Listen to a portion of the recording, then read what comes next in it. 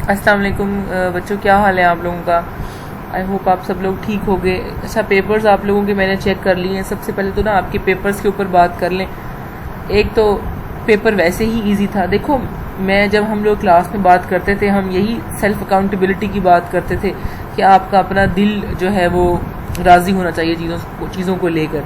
मतलब मेजॉरिटी ने, बल्कि ऑलमोस्ट सभी ने एज इट इज़ कॉपी किया हुआ है जो भी आपके क्वेश्चंस थे, उनके आंसर्स। अगर आप ओपन बुक का पेपर का मतलब ये थोड़ी था कि आपने किताब खोल के बैठनी है और उसके बाद उसको सॉल्व कर लेना है। ये तो ऐसे पेपर जिसमें आप लोगों के ऐसे पेपर थे जिसमें आप लोगों को समझ ना आता तो फिर आप बुक कंसल्ट कर लेते। तो आपके अपने दिल के ऊपर था कि आप लोगों ने बेईमानी करनी थी या उसको ईमानदारी से सॉल्व करना। तो इसमें नंबरों का आप लोगों के पूछने का कोई तुक बनता नहीं है, क्योंकि सारी आप लोगों को पता है, खुद भी आप लोगों ने चीटिंग करके किया हुआ है पेपर। एनीवे, अब इसको देख लेते हैं आगे। अब ये तो ऐसे ही चलेगा। इसे आप लोगों की पता नहीं खुशकिस्मती कहें या बदकिस्मती कहें कि इस तरह से आपकी सिचुएशन चली है। ये चैप्टर हम इसको करेंगे, डेप्रिसिएशन को 2 क्लासेस में इसको ख़त्म करेंगे। हमने ये पढ़ा था कि जब भी हम कोई बिज़नेस स्टार्ट करते हैं तो उसके लिए हमें कोई ना कोई एसेट परचेज़ करना पड़ता है। फॉर एग्जांपल, अगर हमने कपड़े बनाने हैं तो उनके लिए हमारे पास कोई मशीनरी होनी चाहिए। कोई जूते बनाने हैं, वो जूते बनाने के लिए हमारे पास कोई ना कोई मशीनरी होनी चाहिए। तो जब भी कोई ना कोई कंपनी कोई ना कोई एसेट एक्वायर करती है तो over the period of time उस एसेट की कोई वेयर एंड टेयर हो जाती है, मतलब कोई टूट फूट का शिकार हो जाता है। जैसा कि फॉर एग्जांपल हम अपने घर में वॉशिंग मशीन ले आते हैं तो उसकी एक लाइफ होती है ना, 5 साल, 4 साल, 3 साल। उसके बाद वो काम निकालना शुरू कर देती है, टूट फूट होने शुरू हो जाती है। ठीक है, तो उस टूट फूट को जो उस वक्त के साथ साथ जो उस एसेट के अंदर वियर एंड टियर हो जाती है उसको कहते हैं डेप्रिसिएशन। ठीक है, मतलब हमने फॉर एग्जांपल एक एसेट ख़रीदा 1 लाख का और हमने उसकी वैल्यू लगाई कि जनाब ये 5 साल तक चलेगा। ठीक है, 5 साल के बाद जब हमने देखा तो हमें अब क्या अभी भी वो उस एसेट 1 लाख का होगा? नहीं, मतलब उस 1 लाख की उस कीमत जो है वो उसके यूज़ के साथ साथ कम होती जाएगी। ठीक है, इसको कहते हैं डेप्रिसिएशन, यानी कि वो खर्चा जो हमारे एसेट के यूज़ से आता है, वियर एंड टियर का खर्चा जो हो जाता है, उसको कहते हैं हम डेप्रिसिएशन।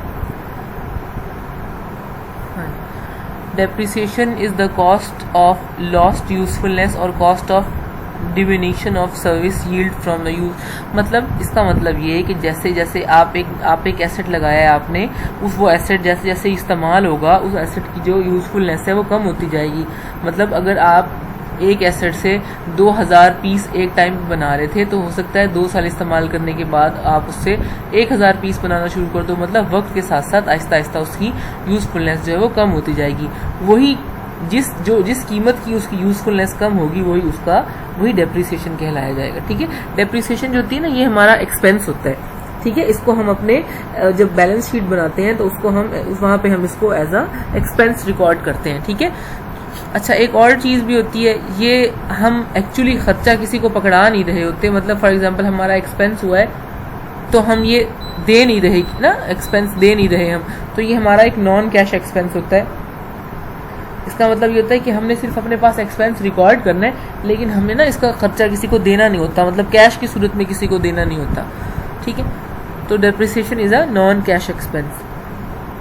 फिर है जनाब, a permanent fall in the value of fixed asset arising through wear and tear from the use of those assets in business। मतलब जब जैसे जैसे एसेट यूज़ होता जाएगा वैसे वैसे उसकी जो फिक्स्ड एसेट की जो आपकी वैल्यू है वो कम होना शुरू हो जाएगी। और जब वो कम होगी और तो वही जो है उसका जो वैल्यू कम होती जाएगी वही हम अपने पास एक्सपेंस रिकॉर्ड करते रहेंगे। ठीक है, हाँ जी, depreciation is a measure of wearing out consumption or other loss of value of depreciation asset arising from use, affluction of time and अच्छा, यानी कि मतलब आपने सिर्फ ये देखना है कि जैसे जैसे वक्त के साथ साथ चीज़ें हम इस्तेमाल करते जाते हैं चीज़ों को, वैसे वैसे उसकी जो वैल्यू है, कोई भी होगा, काम किया हमने, मार्केट चेंज हो गई है, एसेट एब्सोल्यूट हो गया। अच्छा, यहाँ ना एब्सोल्यूट एसेट की भी एक टर्म होती है। उसका मतलब ये होता है कि देखो, जैसे मार्केट में पेंटियम 4 आए 1995 में। ठीक है, क्या अब वो पेंटियम 4 को इस्तेमाल करता है? बिल्कुल भी नहीं करता, हम में से कोई देखना भी नहीं पसंद करता उसको। उससे और बाहर की चीज़ें आ गई हैं। आप ये देखो कि एसेट के फॉर एग्जांपल अगर एक कंपनी ने 1995 में 50,000 के एक पेंटियम 4 खरीदा था, ठीक है, और उनका ख्याल था कि ये जो है ना 30 साल तक ऐसे ही चलेंगे, लेकिन क्या आज उनकी वैल्यू 50,000 रह गई है? नहीं, बिल्कुल भी नहीं रह गई। तो ये भी हमारी क्या होती है, इसे कहते हैं एसेट का ऑब्सोलीट हो जाना। ठीक है, ऑब्सोलीट मतलब कि अब एसेट जो है ना वो आउटडेटेड हो गया, अब वो इस्तेमाल नहीं होता। टेक्नोलॉजी चेंज हो गई है तो अब वो कोई इस्तेमाल नहीं करता। जैसे वो पुराने फ़ोन थे हमारे बगैर कैमरे वाले और एंड्रॉयड फ़ोन जो नहीं थे, सिंपल फ़ोन जो थे, अब वो कौन इतने महंगे दामों खरीदता है। उससे पहले जब वो मार्केट में आए थे तो आपको याद है ना, वो 30 40 हज़ार रुपए के होते थे। ठीक है, अच्छा, एक आपने ना 3 चीज़ें अपने पास लिख ली हैं। एक हमारे पास जो फिक्स एसेट्स होते हैं, फिक्स एसेट होते हैं टेंजिबल एसेट। टेंजिबल एसेट का मतलब होता है ऐसा एसेट जिसको आप हाथ लगाकर देख सकते हैं, वो कहलाता है आपका टेंजिबल एसेट। जैसे कोई मशीनरी हो गई, जैसे कि कोई फिक्स एसेट हो गया, ठीक है, जैसे कोई प्लांट हो गया, ये आपका फिक्स एसेट है और टेंजिबल एसेट होता है। इसके ऊपर हमेशा हम डेप्रिसिएशन रिकॉर्ड करते हैं। ठीक है, समझ आ रही है। फिर दूसरा होता है हमारा अमोर्टाइजेशन। ये भी हमारा एक्सपेंस होता है, लेकिन ये हमारा चार्ज होता है हमारे उन एसेट्स पे जो कि इनटेंजिबल एसेट होते हैं। इनटेंजिबल एसेट की एग्जांपल है जैसे हमारी गुडविल हो गई। गुडविल के मैंने आपको बताया था कि जैसे कंपनी कोई बहुत अच्छा काम कर रही होती है तो मार्केट में उसका नाम बन जाता है, वो नाम जो होता है वो गुडविल कहलाता है। ठीक है, गुडविल हो गई आपकी, आपने कोई टेक्नोलॉजी में बड़ा ही अच्छा काम किया, उसका आपने पेटेंट अपने नाम करवा लिया। ठीक है, कोई चीज़ है उसके राइट आपके पास हो गए, ये सब के सब आपके इनटेंजिबल एसेट्स होते हैं। और जब भी इनटेंजिबल एसेट्स के ऊपर आप एक्सपेंस रिकॉर्ड करते हो तो उसको डेप्रिसिएशन नहीं कहते, उसको अमोर्टाइजेशन कहते हैं। ठीक है, फिर हमारे पास अक्सर कंपनीज आपने देखी होंगी, ऐसी कंपनीज जो ये माइंस का काम करती हैं, जैसे कि कोल का हो गया, सॉल्ट का हो गया, गोल्ड की हो गई माइंस, मतलब कान जिसे कहते हैं ना, कान गैस का की वो निकल आई चीज़ें, ऑयल की निकल आई, इनके ऊपर जो भी ये भी हमारे एसेट होते हैं, इनके ऊपर जो हम रिकॉर्ड करते हैं एक्सपेंस, उसको कहते हैं डिप्लीशन का एक्सपेंस। ठीक है, टेंजिबल एसेट्स के ऊपर डेप्रिसिएशन, इनटेंजिबल एसेट्स के ऊपर अमोर्टाइजेशन, और जितने भी हमारे नेचुरल रिसोर्सेज हैं उनके ऊपर डिप्लीशन। है वही चीज़ ही, सिर्फ नाम डिफरेंट कर दिए हैं। खर्चा वैसे ही होगा, नाम सिर्फ चेंज है। ठीक है, और होगा कैसे, ये जनाब हमारे पास कुछ मेथड्स हैं, उन मेथड्स के अकॉर्डिंगली हम इसके ऊपर वो करते हैं, एक्सपेंस रिकॉर्ड करते हैं। अच्छा जी, ऑब्जेक्टिव क्या है इसका? ऑब्जेक्टिव ये है, सबसे पहला तो हमने सबसे पहले मैंने आपको बताया कि ये बैलेंस शीट में हम इसको एज अ एक्सपेंस रिकॉर्ड करते हैं, सॉरी इनकम स्टेटमेंट में हम इसको एज अ एक्सपेंस रिकॉर्ड करते हैं। तो अगर हमारा फॉर एग्जांपल 1 लाख रुपए प्रॉफिट बच रहा था और हमने डेप्रिसिएशन उसमें से लेस नहीं की, जो कि 10,000 की थी, तो हमारे एक्चुअल प्रॉफिट बनते थे 90,000 के, लेकिन हम शो कितना कर रहे हैं, 1 लाख के। तो हमने अगर प्रॉपर प्रॉफिट्स को देखना है तो उसके लिए हमारे पास क्या है, डेप्रिसिएशन को भी रिकॉर्ड करना पड़ेगा। अच्छा जी, to show the asset at its reasonable value. ठीक है, जब भी हम अपने पास एसेट को रिकॉर्ड करते हैं तो 1 साल के बाद उसमें से डेप्रिसिएशन लेस कर देते हैं। मतलब फॉर एग्जांपल हमरे पास हमने 1 लाख रुपए का एक एसेट खरीदा और हमने कहा ये 4 साल के लिए चलेगा। ठीक है, 4 साल के लिए चलेगा तो कितना हो गया उसका, एक साल का एक्सपेंस 25,000 का, 1 लाख डिवाइड बाय 4 ईयर्स, तो 25। अब 1 साल इस्तेमाल करने के बाद वो एसेट हमारा कितना का रह गया, 75,000 का।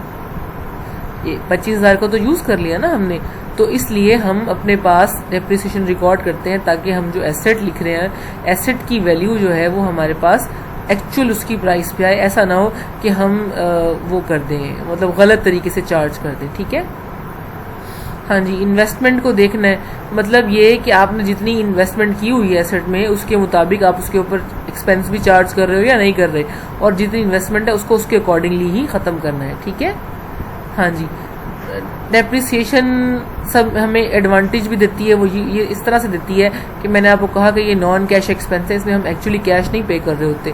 तो जब कैश नहीं पे कर रहे होते, हम सिर्फ एक्सपेंस रिकॉर्ड कर रहे हैं, तो एक्चुअल हमारा प्रॉफिट ज़्यादा होता है। ठीक है, टू प्रोवाइड फॉर रिप्लेसमेंट। हाँ जी, एक एसेट हमने खरीदा, अगर हमने उसको डेप्रिसिएशन चार्ज नहीं करेंगे तो हमारी बुक ऑफ अकाउंट्स में उन्हीं पैसों का मौजूद रहेगा जितना हमने खरीदा है। हम जब डेप्रिसिएशन रिकॉर्ड करेंगे तो वो आहिस्ता आहिस्ता ख़त्म हो जाएगा और फिर हम उसके बाद नया एसेट ले आएंगे। ठीक है, हाँ जी।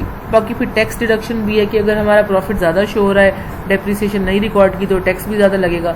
अगर डेप्रिसिएशन निकाल देंगे, टैक्स कम हो, प्रॉफिट कम हो जाएगा, तो हमें फिर वो उसमें भी कम हो जाएगा, टैक्स भी कम देना पड़ेगा। हाँ जी। क्या क्या आपके जो है वो कॉजेज हो सकते हैं? आपने यूज़ किया है एसेट को, ख़राब हो गया है, मेंटेनेंस की नहीं की सही प्रॉपर उसकी, अच्छा जी, और टेक्निकल, मतलब ये चीज़ें इंटरनल कॉज की, आपकी टेक्निकल प्रोग्रेस हो गई है, ज़्यादा हो गई है, जो भी मैंने आपको P4 की एग्जांपल दी थी। ठीक है। एक्सटर्नल कॉज क्या होते हैं कि भाई आपका एसेट ऑब्सोल्यूट हो गया, मार्केट में नई टेक्नोलॉजी आ गई, अब आप उसको यूज़ नहीं कर सकते, या उससे ज़्यादा बेटर और चीपर आपको चीज़ें मिल गई हैं। ये 3-4 चीज़ें होती हैं जिसमें हमने डेप्रिसिएशन को देखना होता है। सबसे पहली हमारे पास होती है कि total cost of the asset क्या है। वो एसेट हमने 1 लाख में परचेज़ किया है, प्लस उसको इंस्टॉल करने तक जितने खर्चे होते हैं वो सब के सब उसमें ऐड हो जाते हैं। मतलब आपने 1 लाख रुपए का एक एसेट ख़रीदा, पोर्ट पे आ गया, वो आपने बाहर से मंगवाया था, उसको अपनी आपकी कंपनी के में लाकर इंस्टॉल करने तक जितने खर्चे होंगे वो उस एसेट की वैल्यू में ऐड होते जाएंगे। ठीक है। फिर उसके बाद हमने जो एसेट ख़रीदा है, हमने ये देखना है कि इसकी एस्टिमेटेड लाइफ कितनी है, कि 2 साल चलेगा, 4 साल चलेगा, 5 साल चलेगा, वो हमें पता होना चाहिए। फिर होती है जनाब रेजिडुअल वैल्यू। रेजिडुअल वैल्यू उसको वो वैल्यू होती है जो एसेट के इस्तेमाल, जो उसकी यूज़फुल लाइफ होती है, उसके इस्तेमाल होने के बाद बच जाती है। मतलब आपका 1 लाख का एसेट था, ठीक है, आपने 4 साल यूज़ किया, 4 साल यूज़ करने के बाद वो 10,000 का बिक गया। ठीक है, जब वो ख़त्म हो गया तो मतलब 4 साल बाद 10,000 उसकी वैल्यू रह गई, तो ये जो है वो उसकी 10,000 में वो सेल हो जाएगा, आपको ऐसा लगता है, तो ये उसकी रेजिडुअल वैल्यू होती है। आज इसको आप इतना ही देख लो कि डेप्रिसिएशन क्या होती है, इसको पढ़ भी लो। बाकी जो है ना डेप्रिसिएशन के मेथड क्या क्या होते हैं और इसको सॉल्व कैसे करते हैं वो फिर हम इंशाल्लाह अगले लेक्चर में करेंगे।